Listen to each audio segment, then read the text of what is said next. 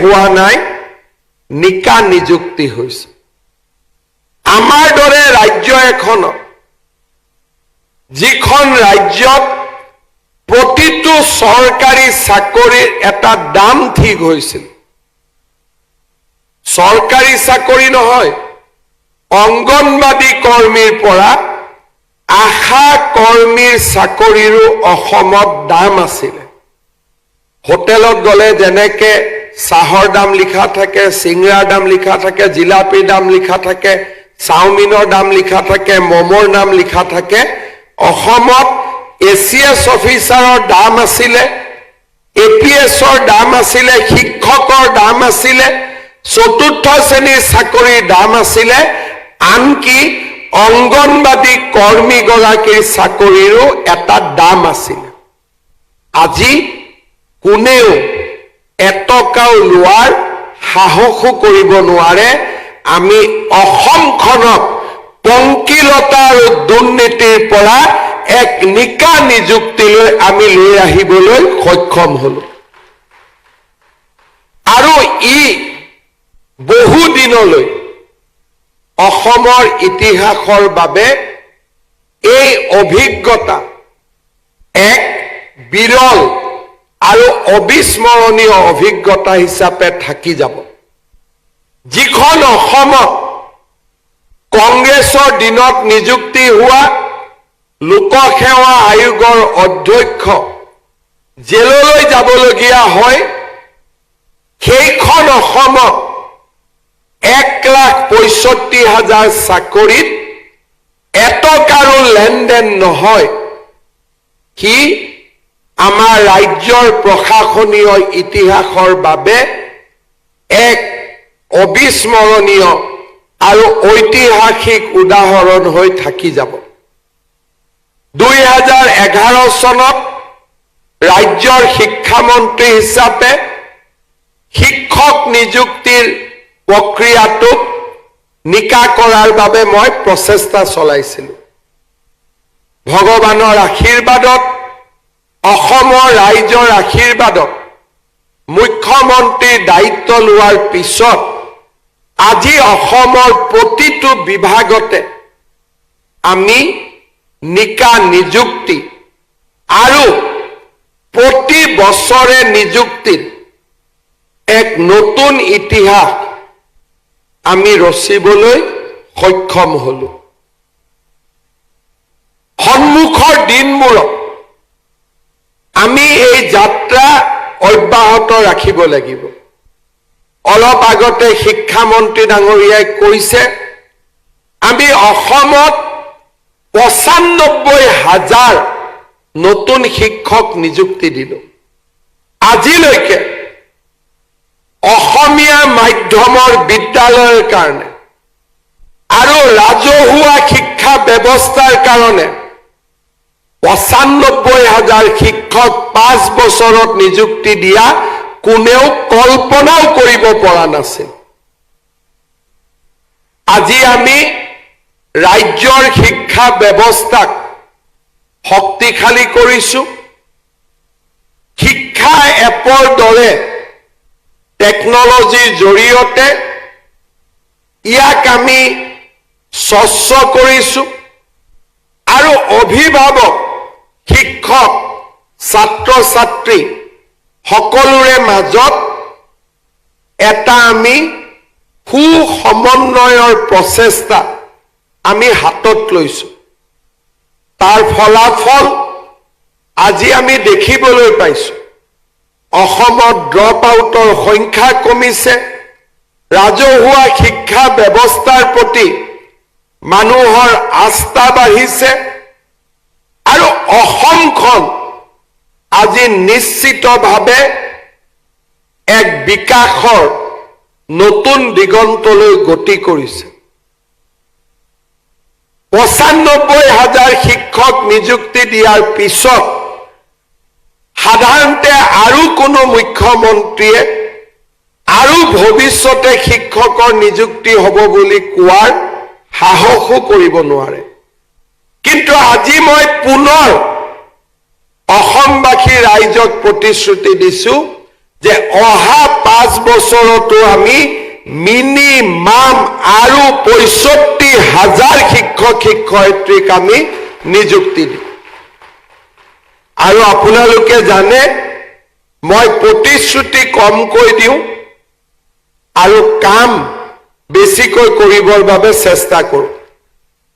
1 লাখৰ জাগাত 1,65,000, গতিকে 65,000 নতুন নিযুক্তি, 60,000 নহয় হলে 70,000 হ'বগৈ, কিন্তু 60,000 হোৱাৰ কোনো সম্ভাৱনা নাথাকে।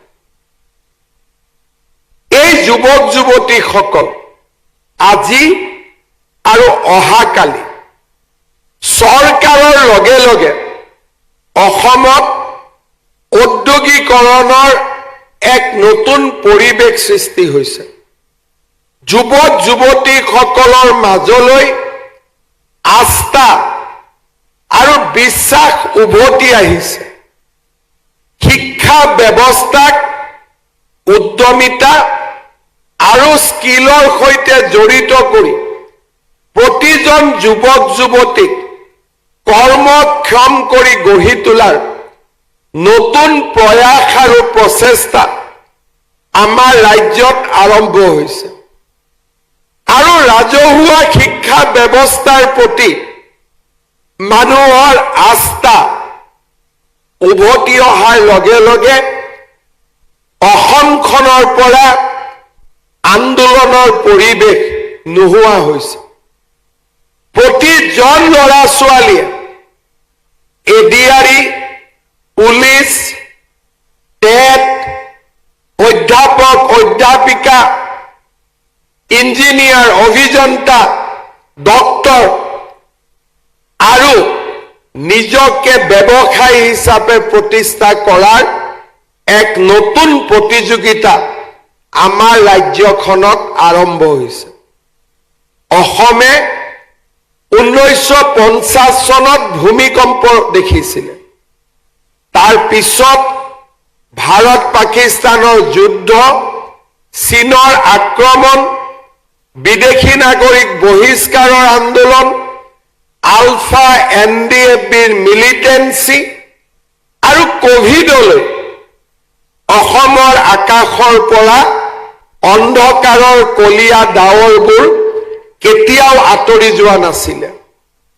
পৰম পিতাৰ অনুগ্ৰহত 2021 চনৰ পৰা যোৱা 5টা বছৰত আমি অসমৰ আকাশত ডাৱৰ দেখা নাছিলো। আমি অসমৰ আকাশত প্ৰতিদিনে সূৰুজৰ পোহৰ দেখিছিলো। আমি যোৱা 5টা বছৰত এখন নতুন অসমৰ বুনিয়াদ নিৰ্মাণ কৰিছিলো। সমস্যা আছিলে, অসমক আন্দোলনৰ পৰিৱেশলৈ লৈ যোৱাৰ বাবে ষড়যন্ত্ৰও চলিছিল, চক্ৰান্তও চলিছিল। বহু লোকে তাত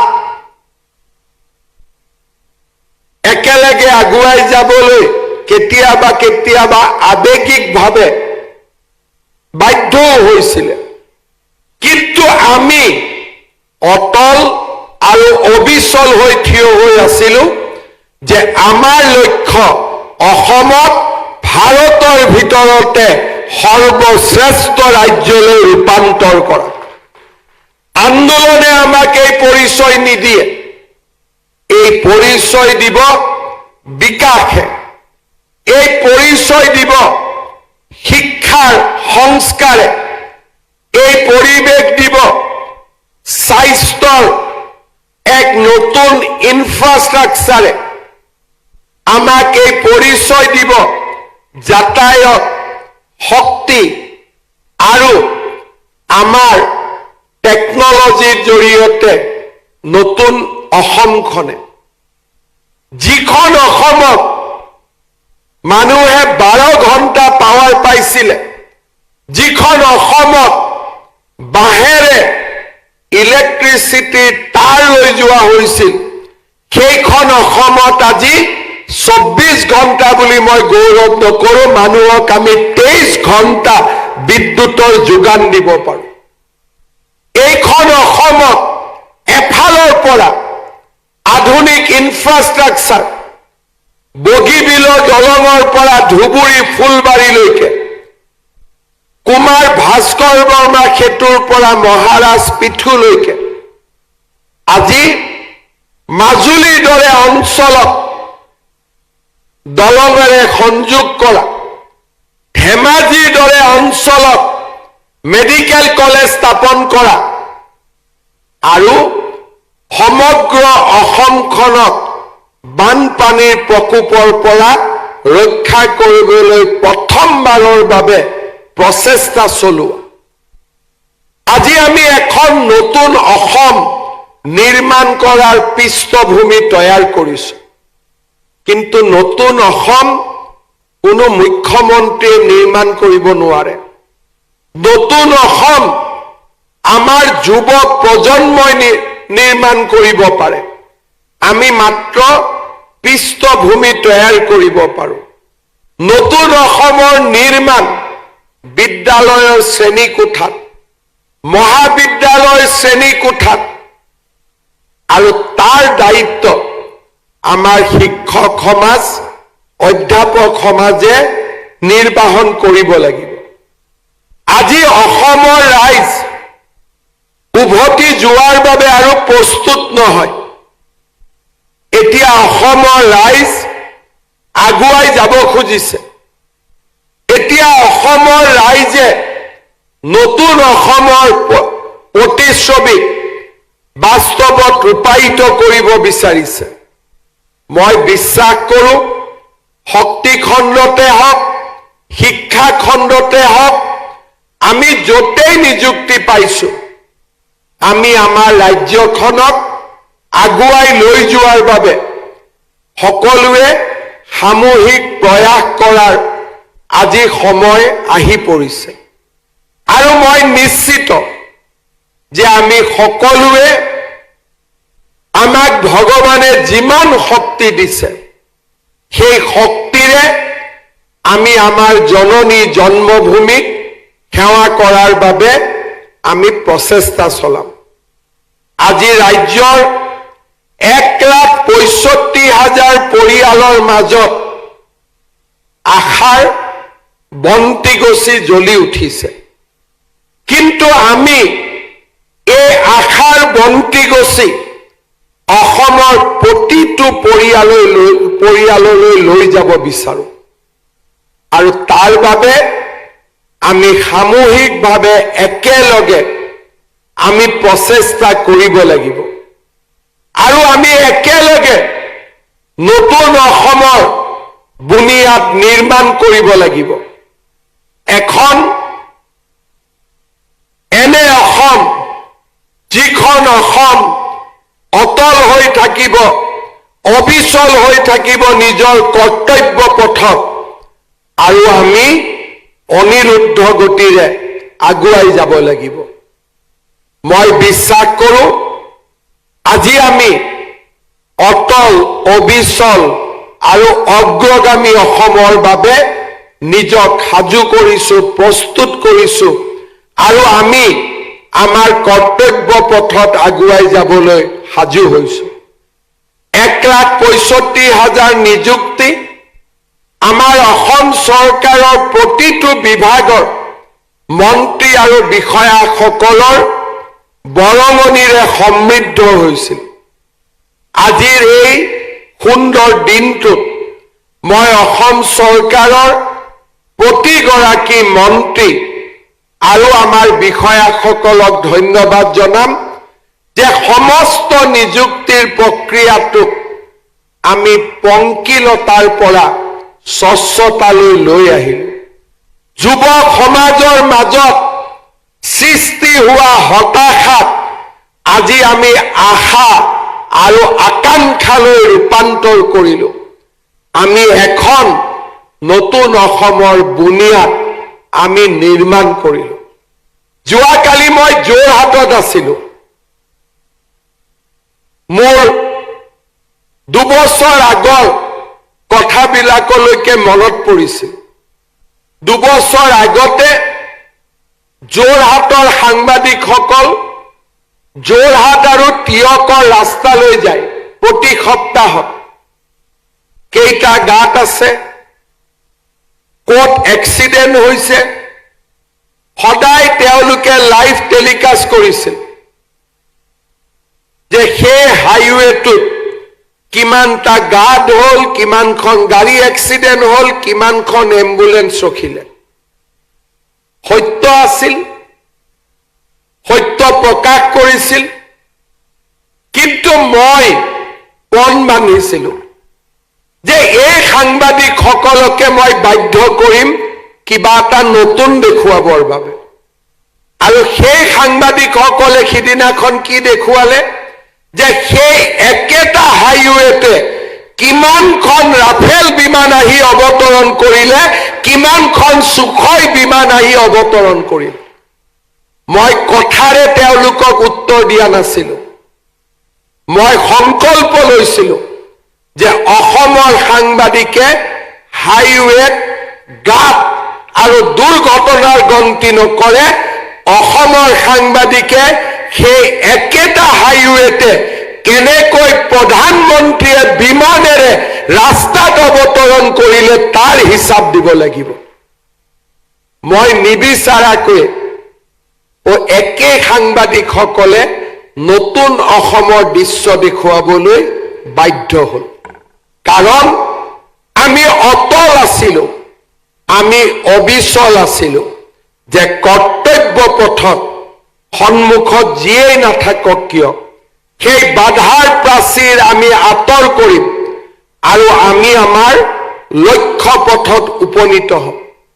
1 লাখ চাকৰি দিয়াৰ ঘোষণাৰ সময়ত যিসকলে মোক উপলুঙা কৰিছিল, যিসকলে মোক হাঁহিছিলে, যিসকলে কৈছিলে যে এই প্ৰতিশ্ৰুতিয়ে হিমন্ত বিশ্ব শৰ্মাৰ ৰাজনৈতিক জীৱন শেষ কৰিব, তেওঁলোকক মই উত্তৰ দিব চেষ্টা কৰা নাছিলো। আজি 1,65,000 নিযুক্তিৰে তেওঁলোকক মই এটাই কথা ক'ব বিচাৰো, যেতিয়া কোনোবাই জননী জন্মভূমিক ভাল পায়, হিমালয়েও তাক বাধা দি ৰাখিব নোৱাৰে। এয়া হৈছে নতুন অসমৰ সংকল্প। মই বিশ্বাস কৰিম আমি প্ৰতিজনেই নিজৰ নিজৰ কৰ্মক্ষেত্ৰত অসম মাতৃক কেনেকৈ আমি সেৱা কৰিম, কেনেকৈ আমাৰ জননী জন্মভূমিক আমি আগুৱাই লৈ যাম, তাৰ পৰিসৰ আমি নিজেই ঠিক কৰি ল'ব লাগিব। মুখ্যমন্ত্ৰী হিচাপে মোৰ দায়িত্ব মই পালন কৰিছো। অসমৰ যদি 3 কোটি লোকে আমাৰ ৰাজ্যখনক ভাল পাবৰ কাৰণে ৰাজ্যখনৰ বাবে কাম কৰিবলৈ চেষ্টা কৰে, আমাৰ ৰাজ্যখনক কোনে ধৰি ৰাখিব পাৰিব? আজি যদি আমাৰ ৰাজ্যখনক 3 কোটি মানুহে একেলগে সংকল্প লয় যে আমি নতুনকৈ উদ্বোধন হোৱা দলংখনৰ পিক নেপেলাওঁ, আমি জাবৰ জোঁথৰ ৰাস্তাত নেপেলাওঁ, স্বচ্ছতাৰ কাৰণে আমাক পৌৰ নিগমৰ প্ৰয়োজন নহ'ব। আমি যদি প্ৰতিগৰাকী স্বাস্থ্য কৰ্মীয়ে সিদ্ধান্ত লওঁ যে আমি দুখীয়া দৰিদ্ৰ মানুহক আমি সেৱা কৰিম, আইনৰ প্ৰয়োজন নহ'ব। আৰু প্ৰতিগৰাকী শিক্ষকে যদি সংকল্প লয় মই মোৰ কাম নিষ্ঠাৰে সৈতে পালন কৰিম, শিক্ষা এপৰো প্ৰয়োজন নহ'ব। এই পৰিৱৰ্তন সামূহিক সংকল্পই আনিব পাৰে আৰু এই পৰিৱৰ্তন আমি নিশ্চিতভাৱে অসমত আনিব পাৰিম। মই আশা কৰোঁ সমগ্ৰ অসমবাসীয়ে সংকল্প ল'ব আৰু সংকল্প পথত আগবাঢ়িব যে মই য'তেই নাথাকো কিয় মই মোৰ মাতৃভূমিৰ বাবে, মই মোৰ জননী জন্মভূমিৰ বাবে কাম কৰিম। অসমখনক ভাৰতৰ ভিতৰতে এখন বিকশিত ৰাষ্ট্ৰলৈ, ৰাজ্যলৈ পৰিৱৰ্তন কৰিম। আৰু 2047 চনৰ অমৃত ভাৰতত আমি অমৃত অসম আমি নিৰ্মাণ কৰিম সেই লক্ষ্যৰে আমি সকলো আগুৱাই যাম তাকে আশা কৰি আপোনালোক সকলোকে বহুত বহুত অভিনন্দন জনাই মই মোৰ বক্তব্যৰ সামৰণি মাৰিছো ধন্যবাদ জয় হিন্দ বন্দে মাতৰম জয় আই অসম ধন্যবাদ মহাশয় অতি কম সময়ৰ ভিতৰত আপুনি ৰাজ্য আৰু ৰাজ্যবাসীৰ দ্ৰুত উন্নয়ন আৰু কল্যাণৰ ক্ষেত্ৰত যি অসাধ্য সাধন কৰিছে সেয়া অভূতপূৰ্ব আৰু অতুলনীয় এতিয়া মঞ্চত অসম চৰকাৰৰ শিক্ষা বিভাগৰ বিভিন্ন চাকৰিৰ নিযুক্তি পত্ৰ প্ৰদান কৰা হ'ব মই মাননীয় মুখ্যমন্ত্ৰী মহোদয়ক এই কাৰ্য সম্পন্ন কৰিবলৈ অনুৰোধ জনাইছো প্ৰথমে প্ৰাথমিক শিক্ষা সঞ্চালকালয়ৰ অধীনত শিক্ষকৰ স্থায়ী পদৰ নিযুক্তি পত্ৰ গ্ৰহণৰ বাবে ক্ৰমে শ্ৰীমতী মুন্মী ৰাজবংশী আৰু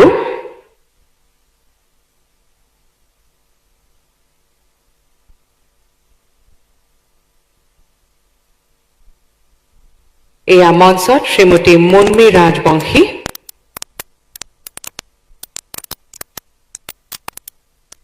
আৰু শ্ৰী হৰিশ চন্দ্ৰ গৌৰ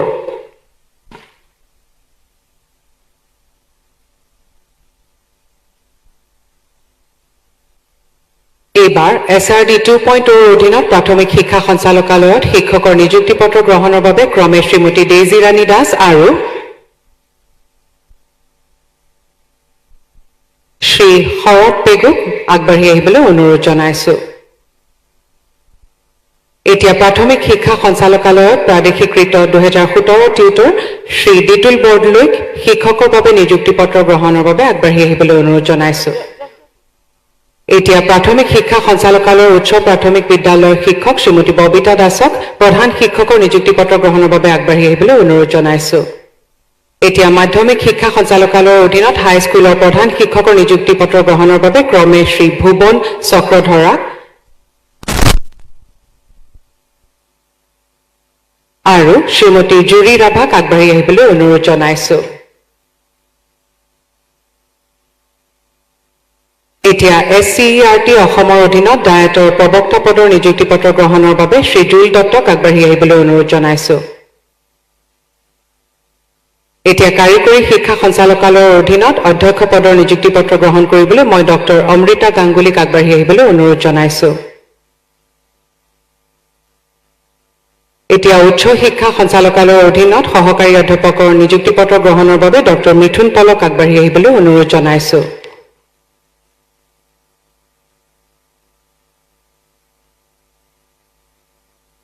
এই সঞ্চালকালয়ৰে তৃতীয় বৰ্গৰ কৰ্মচাৰী পদৰ নিযুক্তি পত্ৰ গ্ৰহণৰ বাবে শ্ৰীমতী ইভা টেৰাংপিক আগবাঢ়ি আহিবলৈ অনুৰোধ জনাইছো